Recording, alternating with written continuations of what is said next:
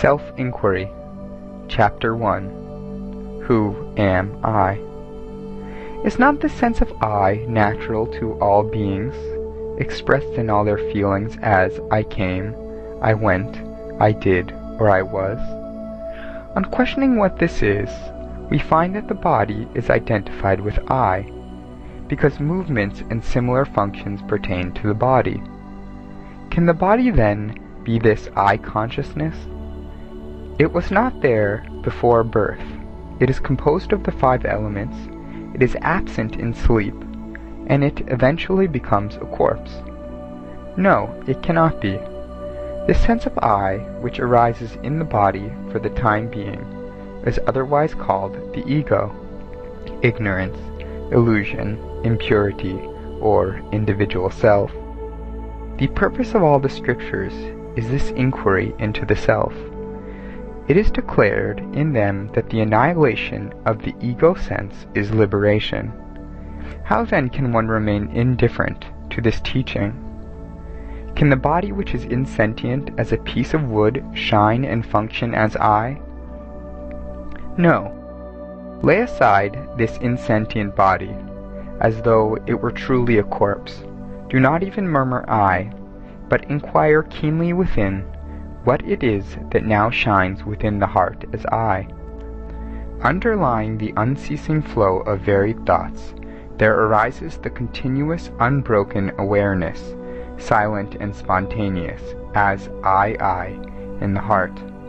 If one catches hold of it and remains still, it will completely annihilate the sense of I in the body, and will itself disappear as a fire of burning camphor. Sages and scriptures proclaim this to be liberation. The veil of ignorance can never completely hide the self. How can it? Even the ignorant do not fail to speak of the I. It only hides the reality. I am the self, or I am pure consciousness, and confounds the I with the body. The self is self-effulgent. One need give it no mental picture anyway. The thought that imagines it is itself bondage, because the self is the effulgence transcending darkness and light. One should not think of it with the mind. Such imagination will end in bondage, whereas the self spontaneously shines as the absolute. This inquiry into the self in devotional meditation evolves into the state of absorption of the mind into the self, and leads to liberation and unqualified bliss. The great sages have declared that only by the help of this devotional inquiry into the self can liberation be attained, because the ego in the form of the I thought is the root of the tree of illusion. Its destruction fells illusion, even as a tree is felled by the cutting of its roots. This easy method of annihilating the ego is alone worthy to be called Bhakti, Jnana, Yoga, or Jhana. In the I am the body consciousness, the 3 bodies composed of the 5 sheaths are contained. If that mode of consciousness is removed, all else drops off of its own accord. All other bodies depend on it. There is no need to eliminate them separately, because the scriptures declare that thought alone is bondage.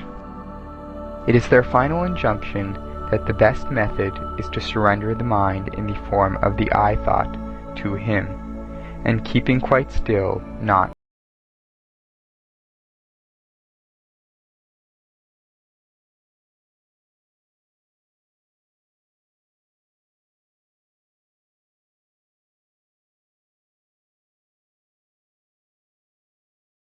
mind is derived from the subtle essence of the food consumed, which flourishes as love, hatred, lust, anger, and so on, which is the totality of mentality, intellect, desire, and ego, which, although it has such diverse functions, bears the generic name mind, which is objectified as the insentient objects cognized by us, which though itself insentient appears to be sentient, being associated with consciousness, just as a piece of red-hot iron appears to be fire, in which the principle of differentiation is inherent, which is transient and is possessed of parts capable of being molded into any shape like lac, gold, or wax, which is the basis of all root principles, which is located in the heart like sight in the eye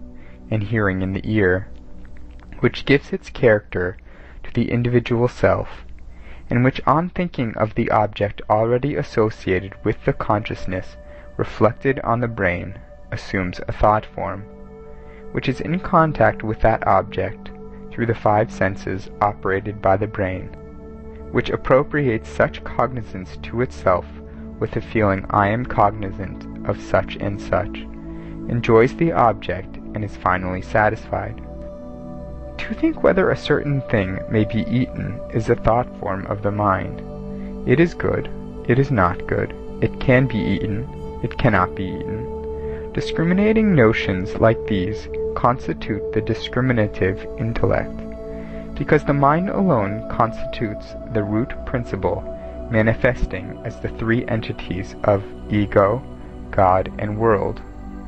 Its absorption and dissolution in the self is the final emancipation, known as Kaivalya, which is the same as Brahman. The senses being located externally as aids for the cognition of objects are exterior. The mind, being internal, is the inner sense. Within and without are relative to the body. They have no significance in the absolute. For the purpose of showing the whole objective world to be within and not without, the scriptures have described the cosmos as being shaped like the lotus of the heart. But that is not other than the self. Just as the goldsmith's wax ball, although hiding minute specks of gold, still looks like a simple lump of wax, so too all the individuals merged in darkness, or the universal veiling, are only aware of nations in their sleep. In deep sleep the physical and subtle bodies, though entering in the dark veiling, still lie merged in the self. From ignorance sprang the ego, the subtle body. The mind must be transformed into the self. Mind is in reality only consciousness, because it is pure and transparent by nature. In that pure state, however, it cannot be called mind. The wrong identification of one thing with another is the work of the contaminated mind. That is to say, the pure, uncontaminated mind, being absolute consciousness, on becoming oblivious of its primary nature, is overpowered by the quality of darkness, and manifests as the physical world. Similarly, overpowered by activity, it identifies itself with the body, and appearing in the manifested world as I, mistakes this ego for the reality. Thus swayed by love and hatred, it performs good and bad actions, and is as the result caught up in the cycle of births and deaths. It is the experience of everyone that in deep sleep and in a faint he has no awareness of his own self, or of objectivity. Later the experience, I woke up from sleep, I regained consciousness, as the distinctive knowledge born of the natural state. This distinctive knowledge is called vijnana. It shines not by itself, but by always adhering either to the self or the non-self. When it inheres in the self, it is called true knowledge. It is awareness of the mental mode in the self, or perpetual awareness. And when this distinctive knowledge combines with the non-self, it is called ignorance. The state in which it inheres in the self and shines as the self is termed aham spurana, or the pulsation of the self. This is not something apart from the self. It is a sign of the forthcoming realization of the self. However, this is not the state of primal being. The source in which this pulsation is revealed is called prajnana. It is this source that Vedanta proclaims as prajnana gana. The Vivekachudamani of Shankaracharya describes this eternal state as follows. In the sheath of intelligence shines eternally Atman, the self-effulgent witness of all. Making that thy goal, which is quite different from the unreal, enjoy it by experience through unbroken thought current as thy own self. The ever-luminous self is one and universal, notwithstanding the individual's experience of the three states, waking, dream, and deep sleep.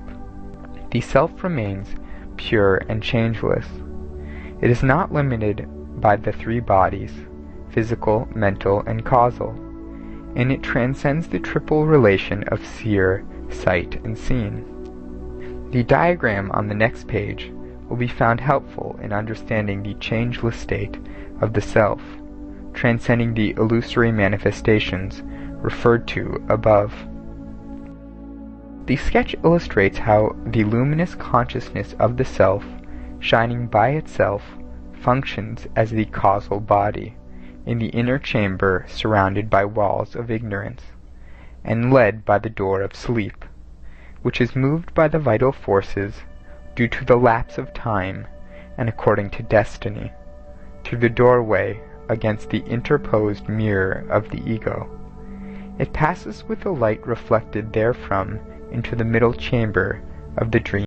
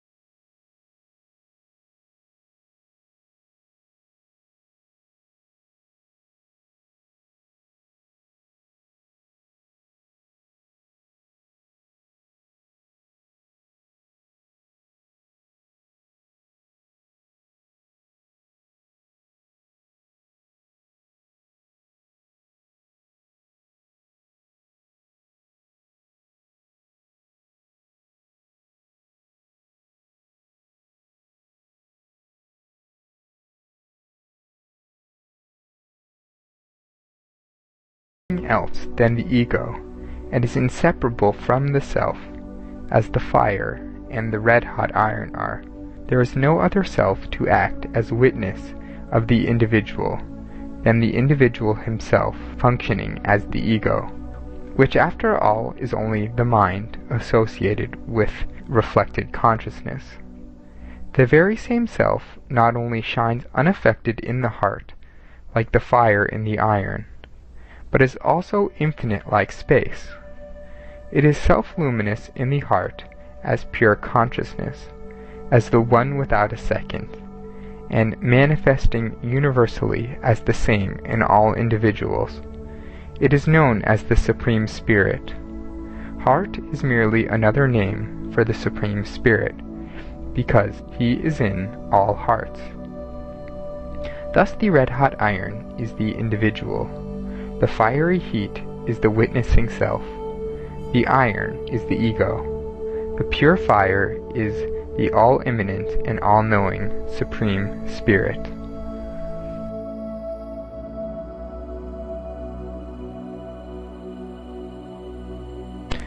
Chapter 5. The Supreme Being. The universal principle underlying the correspondence between the ideas within and the objects without is the true significance of the term mind. Therefore, the body and the world, which appear as external to oneself, are only mental reflections. It is only the heart that manifests in all these forms. In the core of the all-comprehensive heart, that is, in the expanse of the pure mind, there is the self-luminous I, always shining. Because it manifests in everybody, it is also called the omniscient witness, or the fourth state. The infinite expanse is the reality known as the Supreme Spirit, or the Self, which shines without egoism as the consciousness within the I, as the one in all individuals. What is beyond the fourth state is only this. Let it be meditated on, the expanse of absolute consciousness, which shines all-pervading within and without, the illumination of the fourth state, like space, which simultaneously pervades the inmost blue core of a luminous flame, and the infinite space beyond. The true state is that which shines all over, as space includes and extends beyond the flame. No heed should be paid to the light. Enough to know that the real is the state free from ego, that everyone points to the chest when referring to himself by gesture, is sufficient proof that the Absolute resides as the Self in the heart. The Rishi Vasishta also says that searching for the Self outside oneself, oblivious of its constantly shining as I within the heart, is like throwing away an invaluable celestial gem for a sparkling pebble. Vedantists consider it a sacrilege to regard the one creating, sustaining, and absorbing Supreme Self as the separate gods Ganapati, Brahma, Vishnu, Rudra, Maheshwara, and Sada Shiva.